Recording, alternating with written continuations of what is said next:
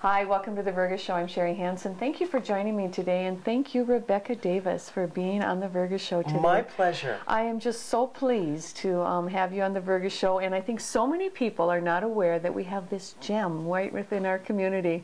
Oh, thank you. Your talent Thank is you. just, I just am incredibly a big fan. Well, I And appreciate that.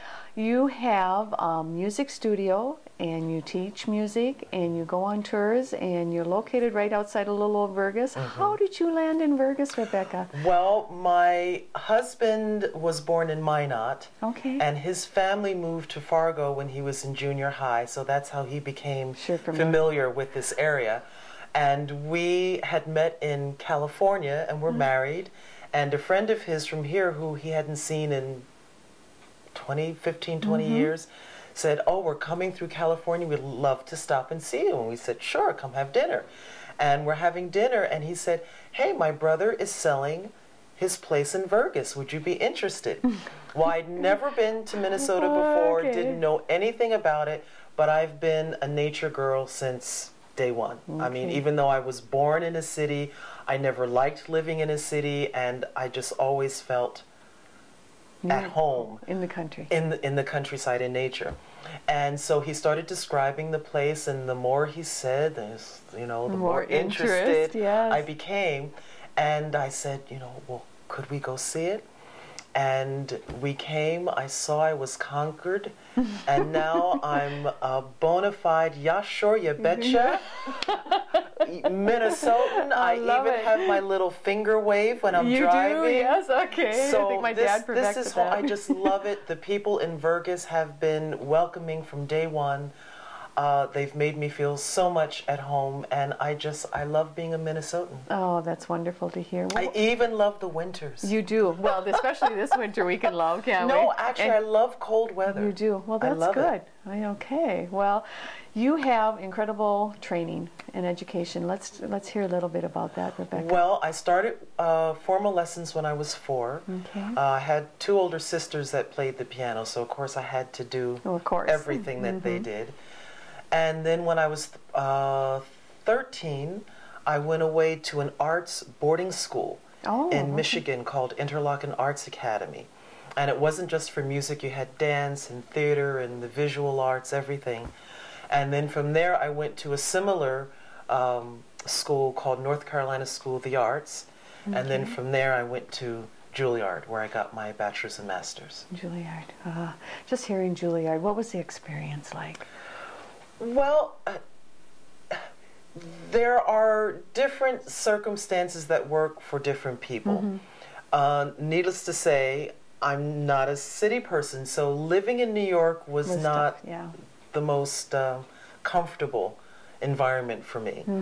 And I was a bit on the naive side too, because when I went to Juilliard, I'm thinking, all these fabulous musicians and dancers and theater people, and we'll get together and we'll share and support each other, and it wasn't quite like that.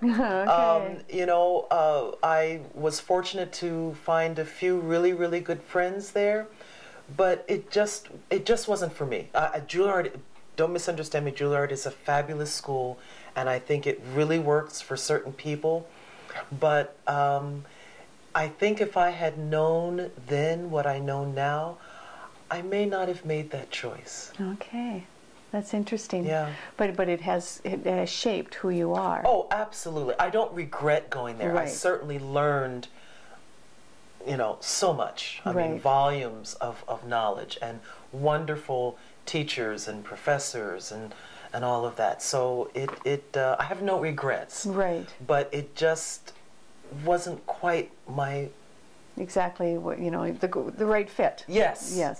Okay, so you took your education from Juilliard, and you obviously had some years in between coming to Vergas. Yes. And so just give me a little brief history of that. Well, after I graduated from Juilliard, I was on the faculty there for a couple years, and one day it just hit me like a bolt of lightning. I don't belong here. And when I left, I didn't touch a piano for 7 years. I didn't even own a piano. And then my husband said to me, well, what if we just got a, old upright, you know? Do you think you'd ever play? And I was like, oh, I don't think so. And so he said, not even a little? And I said, no, maybe, Christmas carols, hymns, something like that. But he went ahead and got it anyhow. And the piano came in the house around noon, and it was dark before I got up off the piano. And within a year, I had already set up a tour for myself. But then my mother became very ill, and that's when we moved here permanently. Okay. And it took a lot of time, a lot of energy, taking care of her and dealing with her needs. And so I pretty much stopped again for another 5 years. I did a little teaching, and I maybe did, one small performance here, but for the most part, I really stopped again. Sure. And then once she passed away and I had some time to heal from that, then I said, well, let me give it one more try. And then that's when it just all came to life again. It was a higher power at work. I mean, there's just no question about that. I mean, I look back now and say, how did all this happen? So, you have that talent in you, and you have that desire, and I really would like to hear more about it. Are you okay with coming back on the second show then, Rebecca, and telling us a little bit more about your Russian tour and what you have going on?